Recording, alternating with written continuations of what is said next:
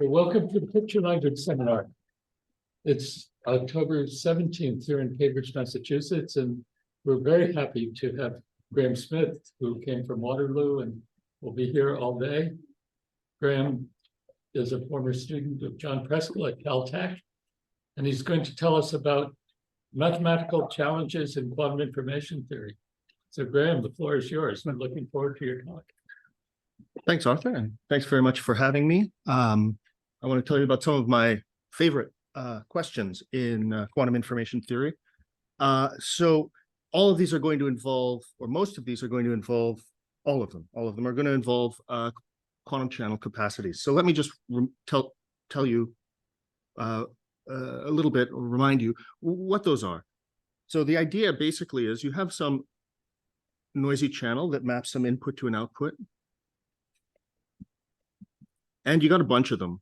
And your goal is to use those channels in some way to send a message. So you have some message M, you do some encoding, you have a bunch of code work, a bunch of bits that you're going to send through a channel. At the receiver, you do a decoder, and the receiver hopefully gets the message back. And traditionally, we call the sender Alice and the receiver Bob. And the capacity, it's just the the maximum number of bits that you can send per channel use in the limit of many channel uses. Full screen? Is that something I would do or he would do? You can go ahead. Okay. And here we have a channel that in the classical case is just given by some transition probabilities from X to Y. And the kind of magical thing about this idea of channel capacity is that not only can you define it in a fairly operational way, you can also quantify it according to a simple formula, which is the maximization over all input distributions of the mutual information between the input and the output. And here the mutual information is just the difference between the individual entropies and the joint entropy. It tells you sort of how correlated the input and output are. And even better, this gives us kind of a recipe for generating good codes that achieve the capacity. You try to make your codes look a lot like the optimizing distribution. You just take random codes that are distributed like the IID inputs, choose them of the right size with high probability it works. So what I'm talking about today is sort of the project of trying to reproduce this story in a quantum setting and some of the challenges that arise. I'm sorry, where are E and D in your formula? They aren't there. Is there a maximization or optimization over them? I'm a little confused about the dependence here. Okay. So in this picture, you can do any encoding you like, you can do any decoding you like, and your goal is to get the message across reliably. The capacity is the best rate that you can get when you pick the best encoder and decoder. And this formula shows you how to quantify the capacity without explicitly considering encoders and decoders. So that's the kind of the beauty of it. You don't have to think about this asymptotic problem. You can think about this much simpler optimization problem of just, well, it's called a single letter formula of just sort of a very simple entropic quantity maximized over fairly, well, over input distributions. So of course, we're interested in what happens when this is quantum. In this case, we have quantum channels. Those are CPTP maps. Alternatively, and kind of my preference is to think about them in terms of isometries from input to output, and also some inaccessible environment. And you can tell the same story and ask the same questions. You may have some information. It might be a quantum state. It might be a classical message. You'll want to encode it in such a way that it can reliably be recovered at the output.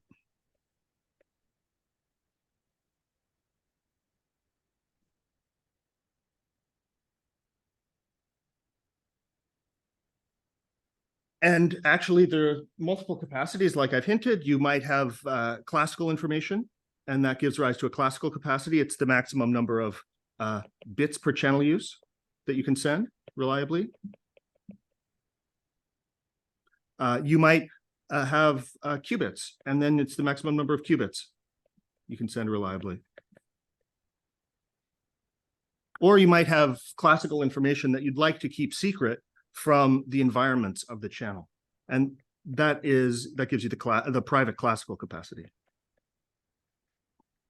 there a question? Yeah, so this channel is one Louder. yeah. Is this channel a single bit channel or just is multi-qubits? It could be multi-qubit. It's just any mapping, any completely positive trace preserving map from the input to the output. Okay. And these capacities are related in that the quantum capacity is less than the private capacity, is less than the classical capacity. And the rest of the talk will be about studying the properties of these capacities, the degree to which we can reproduce this clean formula that I showed on the first slide, and the questions that arise as we try to study those quantities. So what's the difference in definition C and P? Louder. What's the difference between C and P? C is we have some classical message M, and we would like it to be received at the receiver.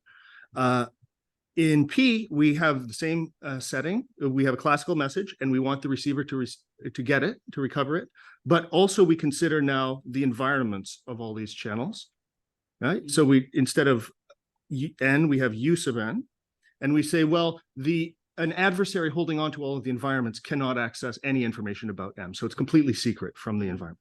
So any code that can send a message from input to output reliably is good for classical communication. And we have an additional constraint that the environment shouldn't learn anything about that message. Will you give precise definitions, or because I guess I'm a little lost with the verbal explanation? Maybe a formula for one of these would help. Like I'm not even. Yeah, I still don't understand the definition. Okay. Like I'm imagine I'm familiar with like completely positive maps, qubits, Yep. all that stuff. Are these formulas? Because you just wrote number of bits over number of channels, and I just don't know what that means.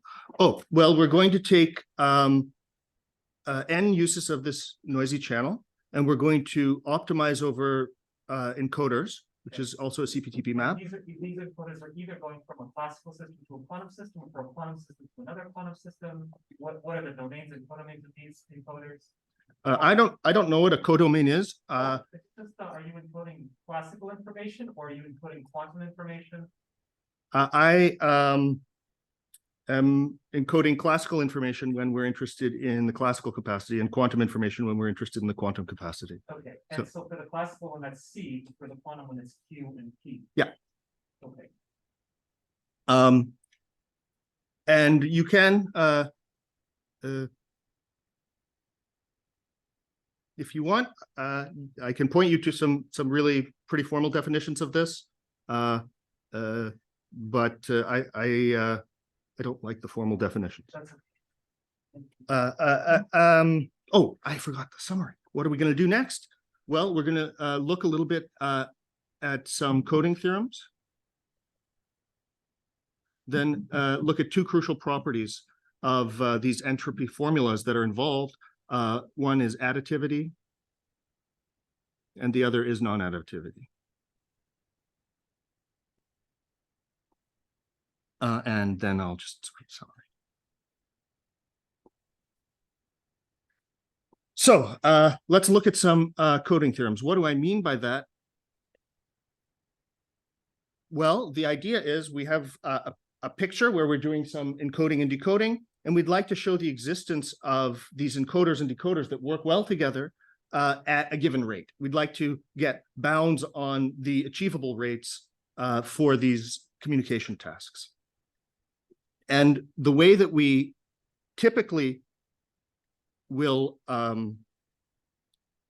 quantify the performance that we can achieve for a communication strategy is by writing down first a state that we can make using the channel that we're studying. So here I'm taking a pure state psi RA, and I'm going to act on A with a channel that I'm studying the capacities of, and I'll make a pure state then psi RBE. And I'll just put down the entropy of a state here. And given such a state, we can get sort of a recipe for designing codes for transmitting quantum information. So here we're looking at the quantum capacity, and it's going to be lower bounded by the following quantity evaluated on a state that you make with a single use of the channel. It's called the coherent information, and it's given by the maximum over all input states of the difference between the entropy of the output of the channel and the entropy of the environment. And this thing we call, well, coherent information from R to B, and we write it like this. And the reason this is kind of a useful thing to look at, this Q1, is that it's achievable. That's how we know it's a lower bound.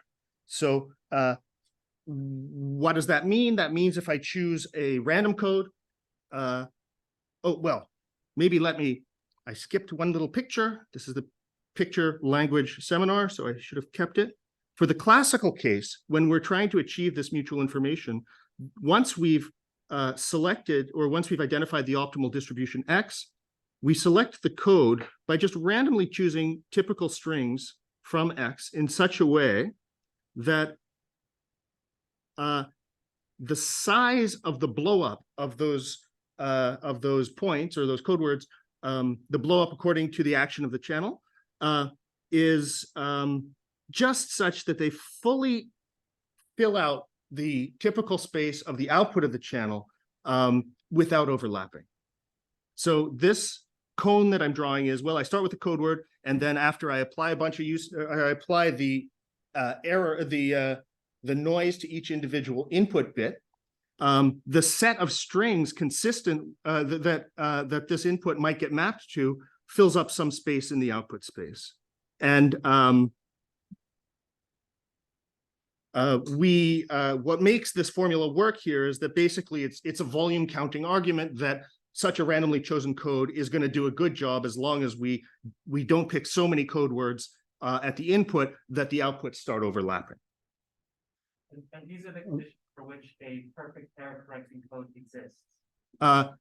These are the conditions for which a randomly chosen error correcting code will have good fidelity.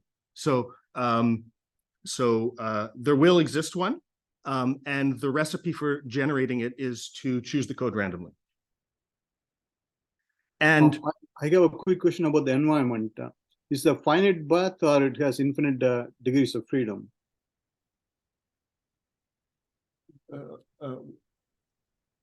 Yeah, my question is about the bath. the bath. Does it have a finite degrees of freedom or infinite degrees of freedom? So this, I think the bath, is that the environment? Would I call that the environment perhaps? Yeah, okay. Okay, yeah, it could be finite or infinite. Doesn't matter, okay. Usually the problems are pretty hard, even if like you were talking about two-level systems here. Finite, So okay. the infinite ones, you know, it gets worse. But how would you compute the entropy then? It's the S of E. Oh, in the case of infinite dimensional outputs, Yeah. well, I guess you would argue that you might as well restrict your attention to noise that has finite entropy, because I think you could probably make an argument that if you've got infinite entropy in your noise, you're not going to be correcting it. Okay. Okay, so where were we? Hey, Graeme, the Steinspring dilation theorem says that if the input is finite dimensional, you can take the environment to be finite dimensional. Oh, yes, yes. Yeah, that's interesting. I'll have to look into that. Yeah, okay. Okay. Yeah, because the dilation can have multiple dilations. You can have a finite path, or you can have for the same Markov group, you can have an infinite path. Okay, so in this case, we can consider a finite path. All right. Unless you're in an infinite dimensional channel, in which case you may need an infinite dimension. But let's restrict to, let's imagine it's all qubits, because those are miserably hard already. Okay, so how do we show that this coherent information is achievable? We make a similar argument to the classical case. Basically, we get the input state that optimizes this coherent information. We take the sort of typical space of that. So the space where all of the weight of the state lives, we choose code words randomly from within that space. And we choose just enough so that their images under the noise just barely fill up the output space. And that, if you make that argument, the rate that you can achieve by doing that is given by this coherent information. Sorry, what are the dots in the picture on the left? In the classical case, I understood what the dots were. What do they mean in the quantum mechanics? They're basis states in the code that I'm building. And the code is actually a big space, and actually there's more math to do to make this work. It's not a simple thing. But basically, if you choose a random space over here on the left of this with 2 to the n, of this many qubits, then it'll be just enough to fill up the output space, but not let anybody get confused about what input you gave. Now, the difference, and a key difference that we found, or that we find in the quantum setting, is this is actually no longer going to be the capacity. It's an achievable rate, but you can do better. The best characterization we have of quantum capacity at this point is what we call the regularization of this. So you take the limit of uses of the channel of the coherent information evaluated on n uses of the channel, normalized by the number of uses, because the capacity is going to be measured in qubits per channel use. And the difference here from classical is that this regularization is needed.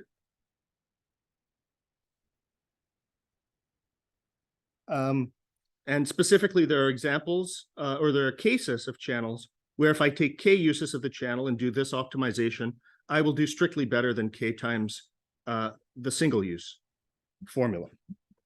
And what this is telling us is that when we design codes for noise processes, we can't just look at codes that are chosen randomly from the typical space of a product state.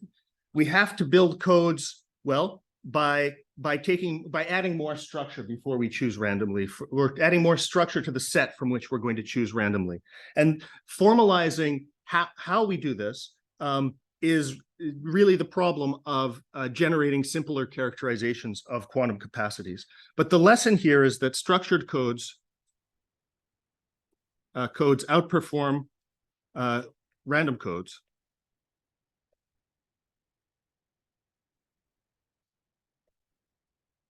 And that's reflected in the non-additivity of the coherent information. That's also responsible for the computational difficulty of evaluating quantum capacities. So back on the first slide, I gave you a formula that you could use given a description of the noise to evaluate the classical capacity. I can give you a very simple channels here, but because of this limit, if you try to go off and ask a computer what's the quantum capacity of some channel, you can evaluate and evaluate and evaluate for bigger and bigger n, but it doesn't tell you much about what the limit's going to be. And actually, you can't evaluate this thing for very big n because it's kind of a nasty non-convex optimization problem. So it leaves us a bit in the dark about what these capacities look like. I'll give. Yeah. You say n tensor to the k, the noise acts independently across all the k subsystems. Yeah. So you assume no correlations between. That's right. That's right. Could you repeat? Yeah. Oh, I'm sorry. N tensor k means we're assuming no correlations between the noise. We're studying just a bunch of IID noise. So the simplest possible case. And you basically need entanglement to find a maximum channel capacity between these independent subsystems. Yes, that's right. Okay, there's a similar story for the classical capacity.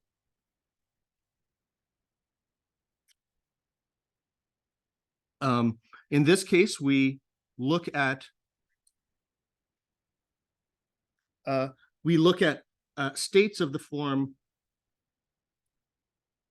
It has a classical register X and some input register A, and we look at the states that you can generate by feeding just the A part into the channel. We, in this case, get another quantity, the Holovo information, which is just a maximization of the mutual information between X and the output over input distributions, or ensembles, they call them these days.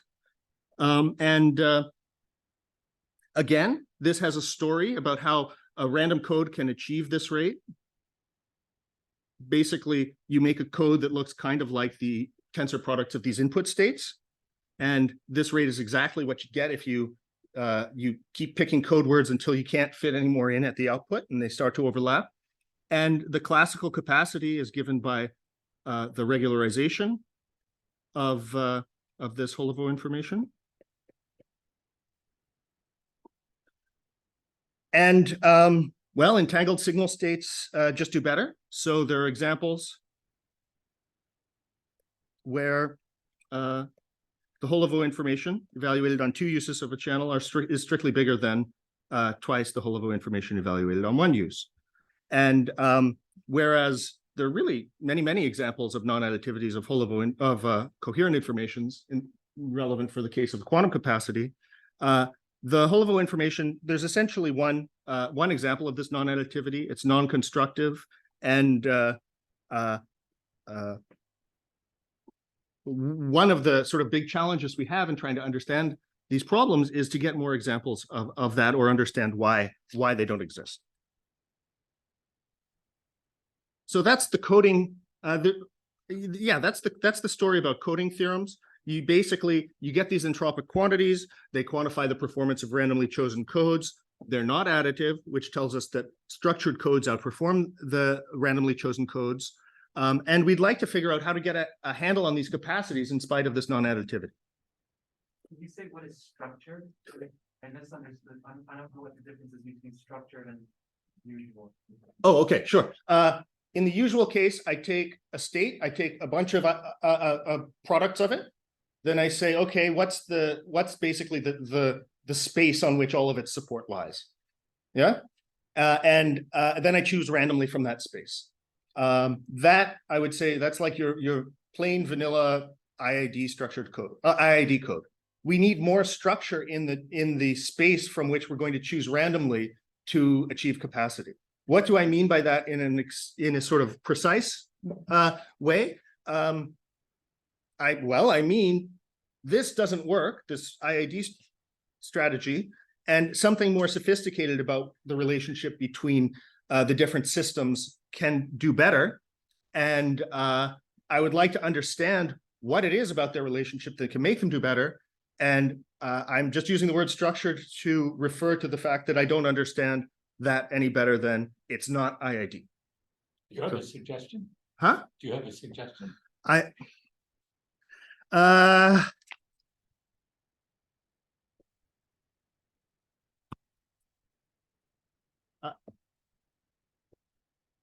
Let's say yes and no. I have had suggestions in the past and found that they don't work, and I'll show you one of the most beautiful things it should have been, but is not. How's that? Right.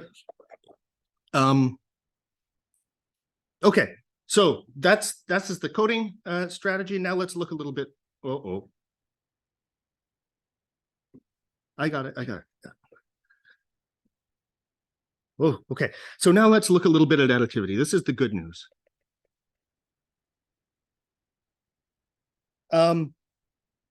Recall that we're looking at channels that are acting as isometries followed by a partial trace. So I have an isometry that maps A to BE, and my input state gets conjugated by that. I trace out the environment that gives me the channel. the complement of the channel is just the environment's view of things. I'd use the same isometry, but trace out the output instead. And this isometry, it contains all the information we need about the channel. And the formulas I showed you involve evaluating entropies on states that the channel makes and that the isometry makes. And the good news is that this lower bound that I showed you, specifically for the quantum capacity, is sometimes, for some channels, equal to the quantum capacity. There's a special family of channels called degraded or degradable that basically these are the channels where the output is strictly stronger than the environment. So there's some map that the output can apply such that if the receiver applies this map to the output, they can get the environment's view of things. So a degradable channel is where I can decide if I get the output, I can instead further process it and generate the environment. For these channels, we find that the quantum capacity is equal to this coherent information. And this is basically because, well, how do we show that this is true? We show that anytime you put a state into many uses of the channel, you can map this back to some other tensor product state that gives you just as much coherent information, but doesn't have entanglement across the different uses of the channel. And when you sort of write down what that might mean to you, you write down the coherent information from one use of the channel, plus the coherent information from another use of the channel. And what you would like is that that's no bigger than the coherent information on two uses of the channel. Oops. You would like that the two-letter thing isn't any better than the single-letter thing. Two of them added together. And this condition is just the mutual information between the B's should be bigger than the mutual information between the E's, which is indeed satisfied for channels where you can process the B's to get the E's. This isn't a proof, this is just to give you the feel for it, but this is, you put some words around it and be a little careful, and this turns into a proof. The nice thing about these degradable channels is that then we can calculate the quantum capacity. Furthermore, some simple examples actually are degradable. Dephasing channels are degradable.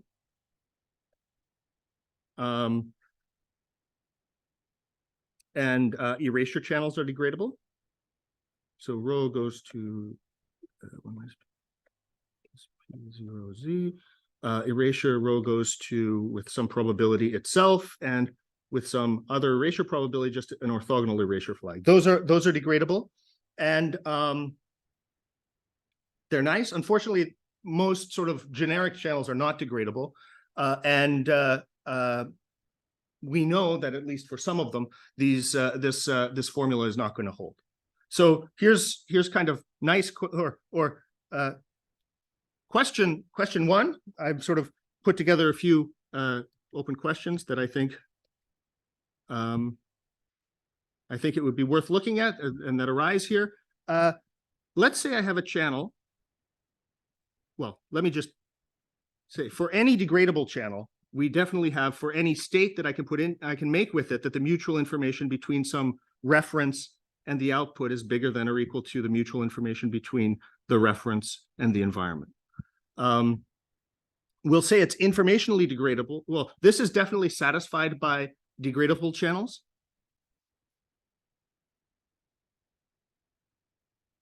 But we don't know if there exist other channels that satisfy it that are not degradable. Not a single one. No. So why do we care? Well, for one thing, this implies, this star implies additivity of coherent information. So the quantum capacity for those would be known. Classically, it's definitely the case. And you can write down kind of simple examples of pairs of channels where this one always has more information about a reference system than that one, but you can't degrade this to that. However, in that case, you have a little bit more freedom. And the challenge here is that you would like to find pairs of such channels here that are also complementary to each other. Once I tell you the noisy channel, that determines up to an isometry the complementary channel too. So you have to find a way to find pairs of channels, kind of like you can do classically, that fit together nicely into one big isometry. There is another challenge here that we'll see a bit later as well. We really need this inequality to be satisfied for unbounded V's. So it's not enough if you can tell me this is true for any channel or any state with bounded dimension V. We really need this to be true for even very, very large dimensions V. And that's a kind of a theme in terms of, that's a theme that we'll see throughout the rest of the talk. But just to clarify, even for qubits, it's still an open question for the. Yes.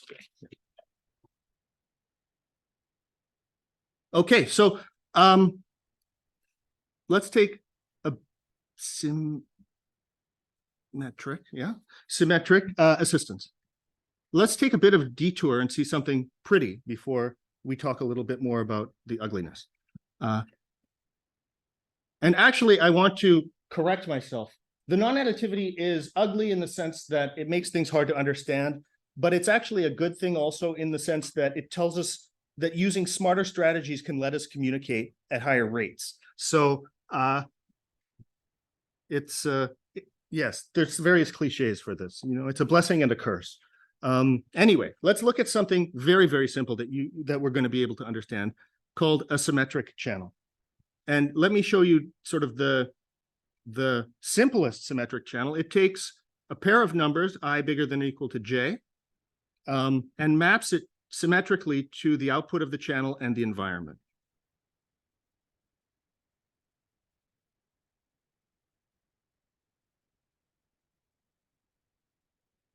Okay, so this is the EA system, and it gets mapped to an entangled state between the environment and the output.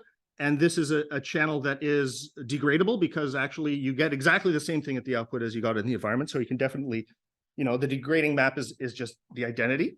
And because it's symmetric, it also is pretty simple in terms of its quantum capacity. The quantum capacity of this channel is 0. Basically, you would violate no cloning if you had positive capacity for this channel. And now I want to just introduce a new quantity called QSS, the symmetric side channel assisted coherent information.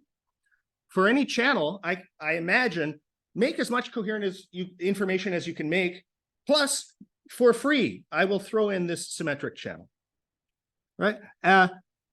That's what we call the symmetric side channel assisted coherent information. And the magic here is that throwing this thing in for free simplifies the theory. So this becomes additive, right? Now without the symmetric side channel, we'd have non-additivity when we optimize coherent information. When we throw this channel in for free, we get additivity.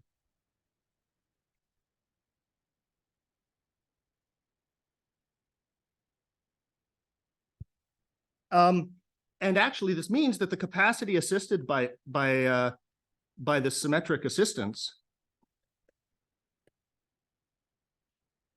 is additive. Just erase that.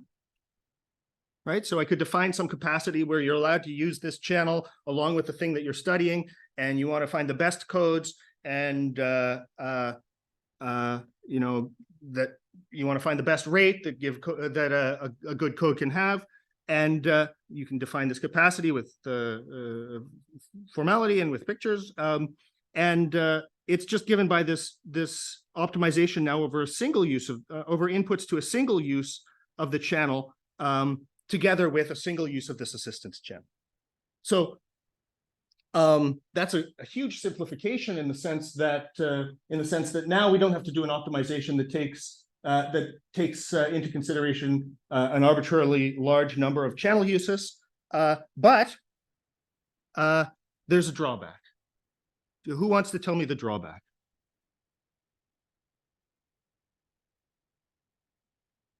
Oh, I'll give you a hint. I and J, they can be from 0, they can keep going up. So now the drawback is this channel A, while it has 0 quantum capacity, has an infinite input space. And the formula, therefore, for this coherent information is going to have an infinite input space in it as well. And we still aren't able to calculate this quantity, even though we've simplified it and turned it into a single letter expression that we can, that a priori we might have thought, and indeed I still do think, is easier to handle. It's just not easy to handle. So let's look a little more at the symmetric assistance.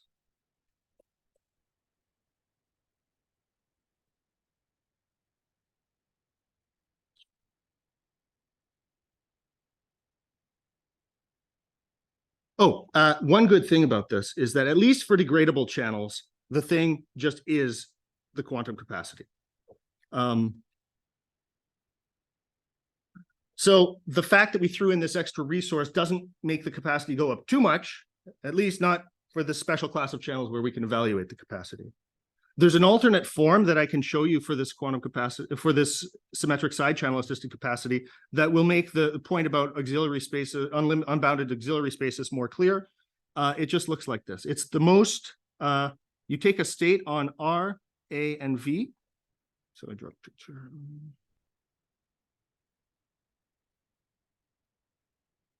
You make the state that you get by putting the A system into the channel. And you say, what's the difference between the coherent information from R to BV and the coherent information from R to EV?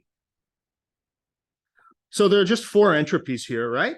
And we have to do this optimization, and we get the symmetric side channel assistant capacity. The challenge is that R and V both have to, both a priori have to be unbounded in dimension, and then you have to learn that there's something called a sup instead of a max, because you may or may not achieve that. I'm going to tell you now an information theory joke. What do you call a stew of appendages?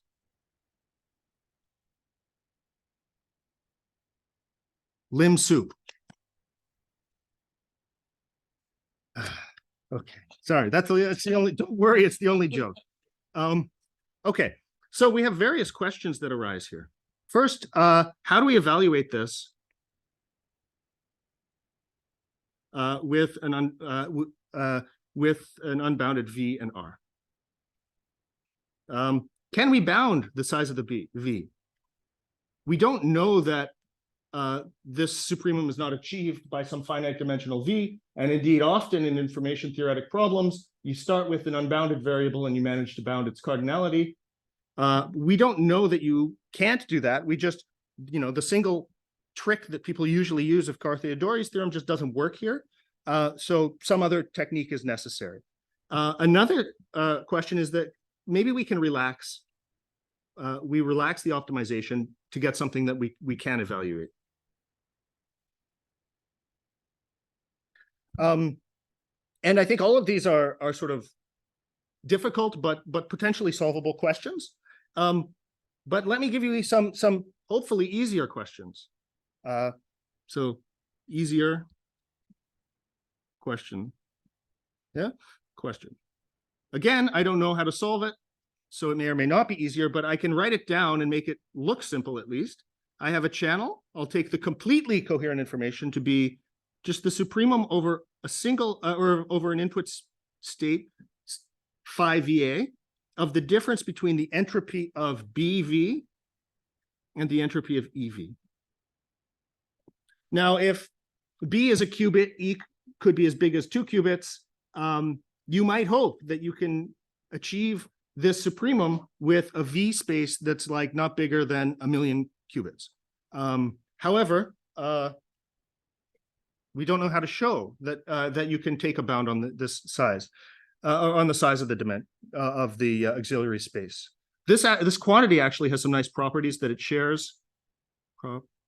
Properties that it shares with the symmetric side channel assisted capacity.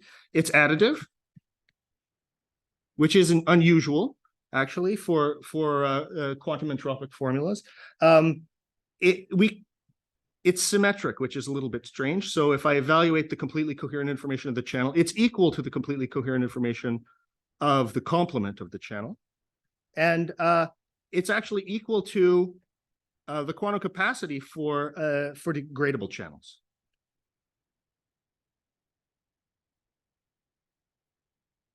So the same kinds of questions arise for this quantity, and this question could be simpler because it is indeed simpler than the symmetric side channel assisted capacity. Can we bound the size of the variable needed in this optimization?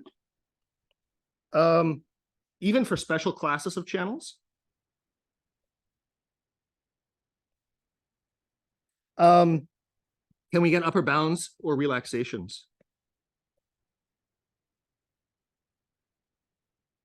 And also, this form, you don't have to use von Neumann entropy. You could use all sorts of different entropies here to make, well, different formulas, but formulas where you can play with the challenge of bounding the size of an auxiliary space that you're optimizing over, and perhaps develop techniques in an easier setting that we can then turn back and use to solve the problem of bounding the variable size in this formula or in the symmetric side channel formula. So you could do this with other entropies or ratios of norms.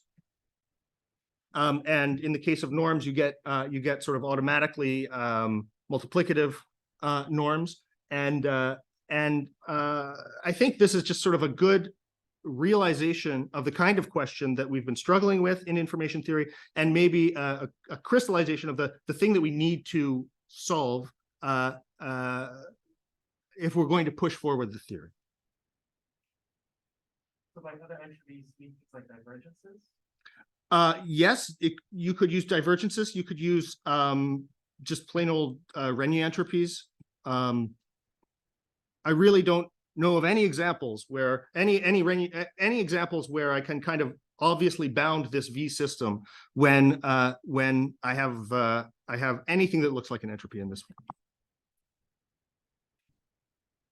So that's the additivity side of the story. This QSS is additive. I hoped when I was, first working on it, this could be the quantum capacity. Suppose you had a quantum capacity, the quantum capacity was an additive quantity. Then you can argue that it has to be given by this QSS formula. However, it turns out that the quantum capacity just is not additive. So in fact, this symmetric side channel, even though it has zero quantum capacity itself, it is useful when you use it together with some other quantum channels to boost the capacity. And indeed, it can push the capacity from 0 to non-zero.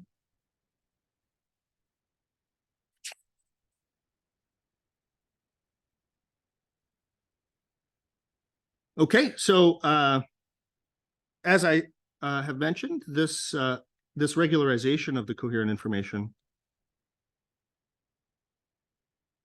is necessary because the coherent information, when optimized, is not additive. And there are sort of many examples of this, including with very simple channels. For example, oops, need a K there. Qubit depolarizing channel has non-additive coherent information in some range of noise parameters. There are also many examples with just pairs of channels. So this Q1 is non-additive on pairs of different channels. Those are easier to find. And actually, you can often turn them back around to give you a single channel that shows non-additivity when you evaluate it in this context of of evaluating the quantum capacity. I'd like to share kind of some strategies for getting these examples. And again, the goal of these examples is to kind of map out the set of things that you might do to try to boost the performance of your quantum codes. And if you can get simple enough examples, again, the hope is to turn those into insight, which can then help us to find conjectures for better ways of characterizing the quantum capacity, help us to basically understand systematically how these structured codes should be constructed, and what is the kind of right way to think about developing quantum codes when we're in the presence of when we know that random codes are going to be suboptimal. Okay, so a question. Let me see.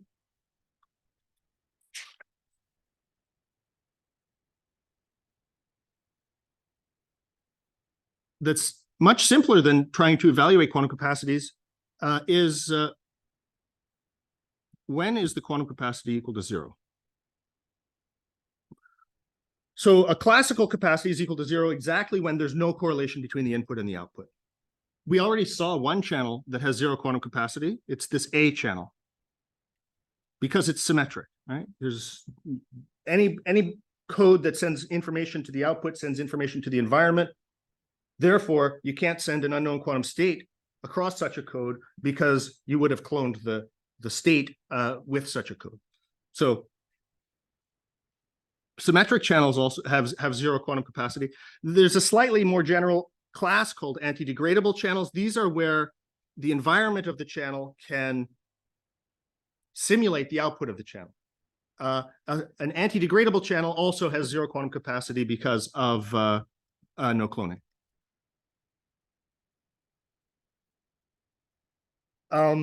There's a second class that we know of called PPT channels. And these are channels that can only make states that have positive partial transpose. What's that? Well, the idea, think about it this way. If you write down the density matrix and you imagine that, let's just do it. The transpose of a density matrix is another good density matrix. So you might say, hey, how can I implement that? Is that a completely positive trace preserving map? It's not, because basically if I try to do the transpose to half of a maximally entangled state, I get something that has a negative eigenvalue, so it's not a good state. It's an unphysical operation. So it's kind of the classic example of a positive but not completely positive trace preserving map. And channels that can only make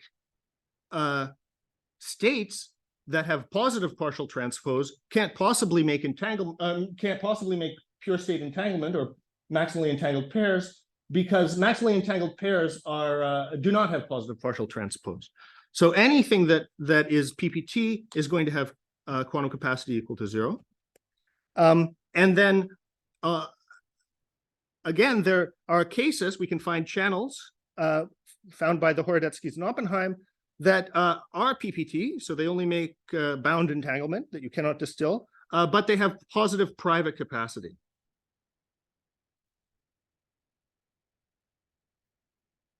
Okay, so these are you can find sort of 2-qubit examples of these, and they're a little cooked up, but they're kind of cooked up to reveal this gap between quantum communication and private classical communication. And not only do they do that, but because you can relate the private classical capacity to the symmetric side channel assisted capacity, like this.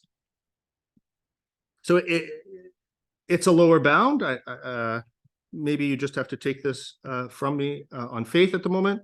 But the private classical capacity, it does give you, half of it gives you a lower bound for the symmetric side channel assisted capacity. And this already is showing you that the quantum capacity itself is non-additive, because the quantum capacity of these PPT channels is equal to 0. The quantum capacity of the assistance channel is equal to 0. But when you put them together, because of the positive private capacity of the PPT channels, you get a positive joint capacity here. Right? So this shows you, well, a couple of things. First, this is not the quantum capacity. The assistance actually helps in some cases.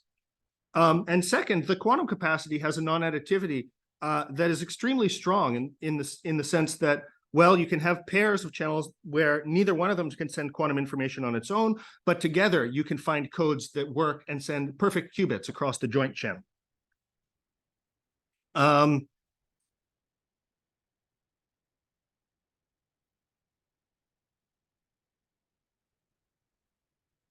So just as an aside,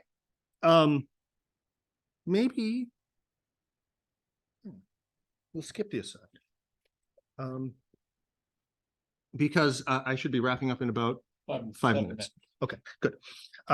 So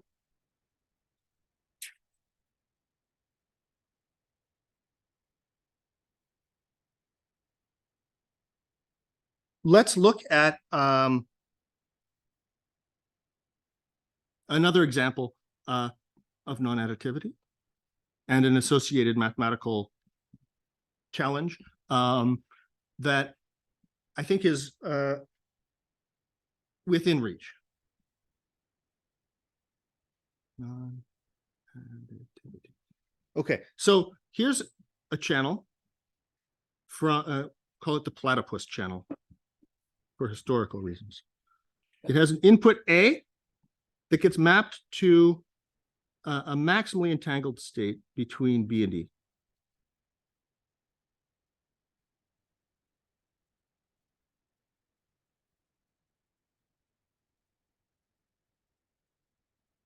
And then it has an input, 0 gets mapped to maximally entangled, and 1 gets mapped to just an orthogonal state, gets mapped to 2 and 0.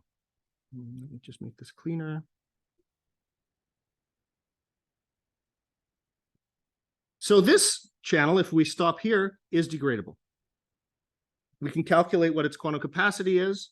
Why is it degradable? Well, if you ever see a 2, just spit out a 0. That's what the environment will see. If Bob is seeing a 2, the environment sees a 0. If Bob is seeing a 0 or 1, the environment sees the same thing already. So this is definitely a degradable channel. So let's keep playing with it and add an extra input that seems pretty darn useless. You map 2 to the same thing on Bob as you map 1 to. And on the environment, you tell it 1 instead of 0.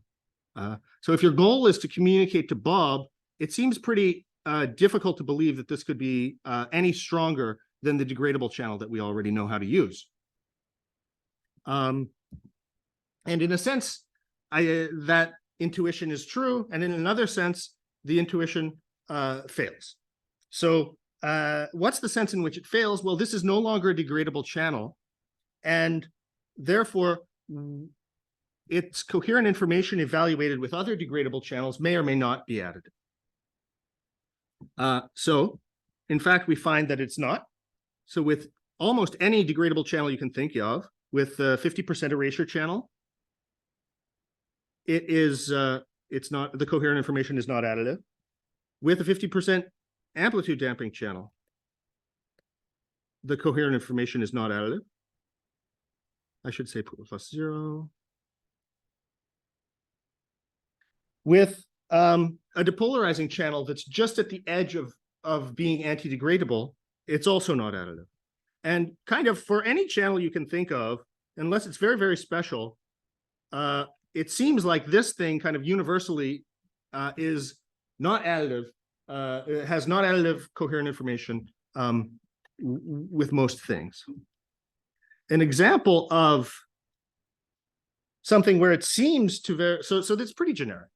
An example where it seems to not have non-additivity is actually with itself. So we have a conjecture that the coherent information of n copies of the channel is equal to n times the coherent information of 1 copy of the channel. And the idea is whatever state you put into this channel, you can always move any weight from the 2 onto the 1 without changing the state of the output. You only change the state of the environment by toggling between 2 and 1. So you might as well just never touch 2 and always use 1. So the idea is that you can move weight from 2 to 1 to stay in sort of an effectively degradable state, and then that gives you that immediately implies additivity. The question is, well, this additivity follows from the conjecture basically that the for a fixed output state at the receiver, the entropy of the environment is minimized by choosing to send the same information to the environment with every use of the channel. So maybe more formally, I will call this the spin alignment conjecture. We can make some state, if we fix the output of the environment or output of the channel, we can write down the state of the environment as a sum over subsets of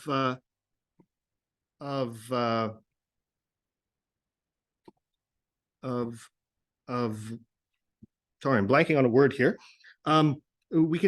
We can write down the state of the environment like this. In some cases, when the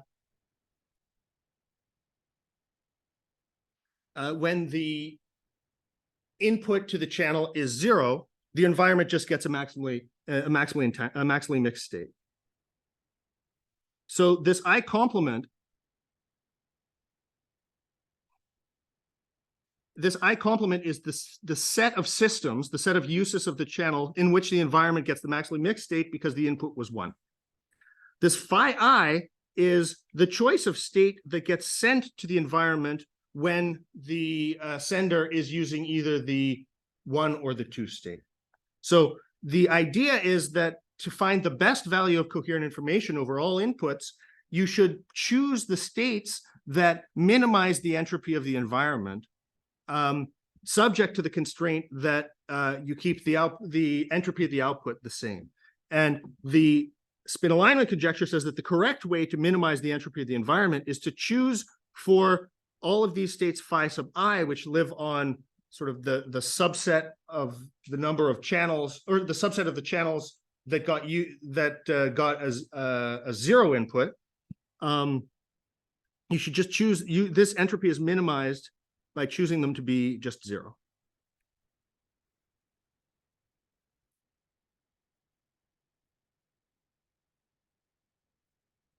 And then the input that gives that minimizing output state at the environment is actually a product state, and that implies the additivity of the coherent information.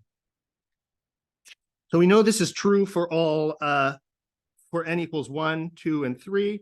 We know it's true if we replace the von Neumann entropy with Rényi entropies of integer order. And there are plenty of other sort of like examples where we know that this minimization happens at the structured sort of state that's aligned most with the mixed states that it's getting kind of mixed in with, but a general proof we don't yet have.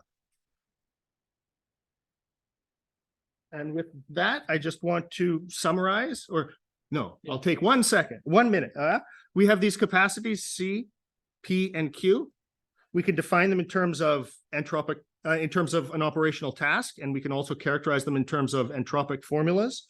The entropic formulas are additive for some special cases of channels, but generically they're non-additive, and this non-additivity is telling us about our sort of ignorance of how to design good quantum error correcting codes. It came up a couple of times that these optimized formulas can involve unbounded dimensions on auxiliary systems that we're optimizing over, and we need to find methods to bound those, and that's an important challenge. And I also mentioned sort of new conditions for additivity, such as informational degradability, which would generalize degradability, and also sort of touches on this auxiliary, this unbounded auxiliary dimension challenge. So I hope I've convinced you that there are lots of kind of difficult but attackable questions in the theory of quantum information, and specifically in Shannon theory. And I look forward to questions, and I'll be here all day if you want to chat. So thank you very much for a very stimulating talk with many challenges. And I'm sure there will be many questions, both locally and perhaps online. So are there questions here in the room? So early in your talk, you showed this Q smaller than P smaller than C, right? Yeah. Is that a mathematical proof? Because it's hard to believe that with all this like weirdness of quantum, Q is still smaller than C. Oh, okay, yes, there is a mathematical proof, but here's how you can see that Q is smaller than, or should be no bigger than C at least. If I can send a quantum state from a Hilbert space of dimension D, I can also send D-distinguishable states. Yeah, I can choose a basis and just send basis states, and that communicates the classical information I want to send. Oh, so in terms of capacity, we don't like quantum doesn't bind us more capacity in that sense. Well, Q is the capacity for sending qubits. Yeah, so that's a strictly harder problem than sending bits. So it shouldn't be any bigger than the capacity for sending bits. C is the capacity for sending bits. Can you give us some references to see things written down? Yes. Well, there's okay. So probably the two best places to look, depending on your level of, you know, how much information you want. Preskel's lecture notes have a good chapter on quantum Shannon theory. And if you want more than that, Mark Wild's book is very good. It's about 600 pages. And if you want,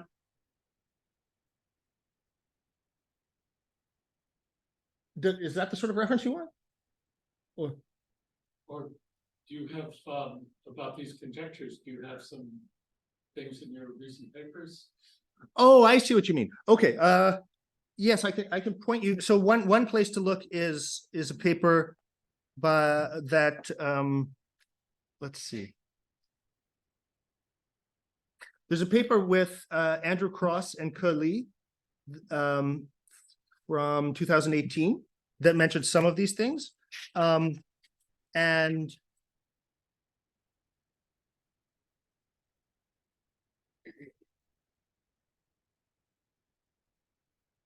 most of these things are just things that I don't believe are sitting in the literature so much as sitting in people's heads worrying about how to do them.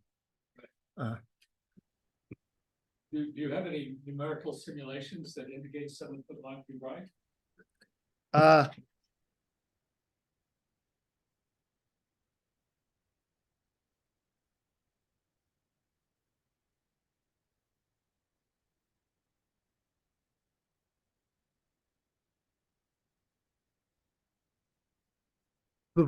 The strongest evidence we have for most of them is actually not numerical simulation, because, well, it's sort of special cases where we can show either a bound on the cardinality or for example, for classical states, the spin alignment conjecture is just true.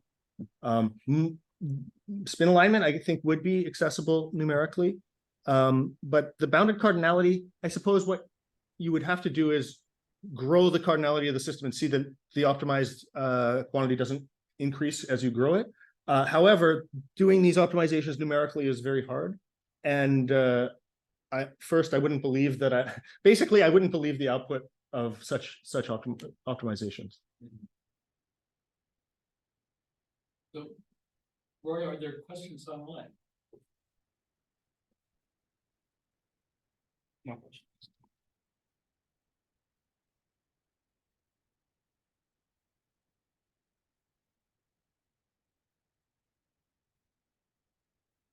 Are there any other comments in the room?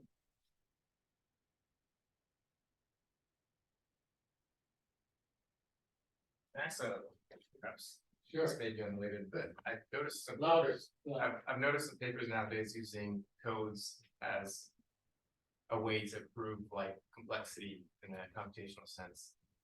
Is there a relation between these channel theorems and like a complexity theoretic notion of hardness of problems? Like, for example, a code Hamiltonian is one which has to be entangled and is the basis for NLTS and stuff like that. I know it's a very broad question. I think it's not, this is not what you're asking, but I'll tell you anyway.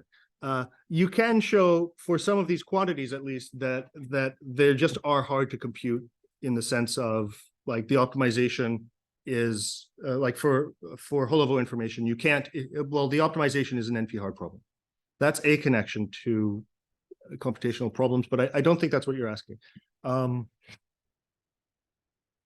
I say I don't know? No, that's helpful. Thank you. So in the classical case, so in the classical coding theory, like I guess there exists some specific like coding, like a readable code such that the channel capacity is achieved. Mhm. So in the quantum case, is there any? Is there also some like specific construction of quantum mechanical such that the channel capacity is achieved? Not like you want them, but it's specific. Not nearly as developed. There are some goals. Some people try to use polar codes to achieve coherent information. The classical polar code or quantum. Well, you can turn them into quantum polar codes. Oh. But for the most part, we don't know. Like, even if we said, "Hey, I just want to achieve the coherent information. How can I do that?" For the most part, we don't have explicit constructions that we know we can decode efficiently. Although one thing I didn't mention is there's a recent boom in the construction of quantum LDPC codes, and those actually have kind of the right structure to potentially outperform randomly chosen codes if we could figure out how to evaluate what rates they can achieve.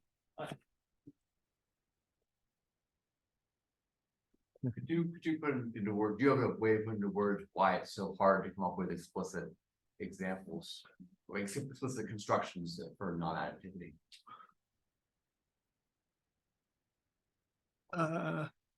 Well, one reason is that when you do this optimization, it's sort of it's really non-convex, and there are these sort of local minima that are pretty good, which these tensor product solutions. The second reason is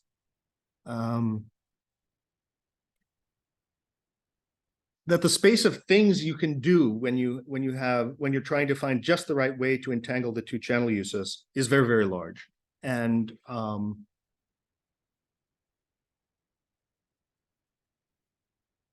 well, I guess that's the same reason. Yeah.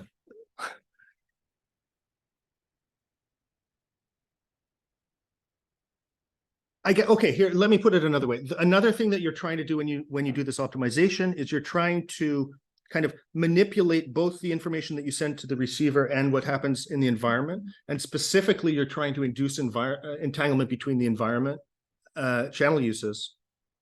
And there's a tension between sort of collapsing the entropy that's on the environments and maintaining distinguishability at the output. And there are just trade-offs involved. So maybe that's a second reason.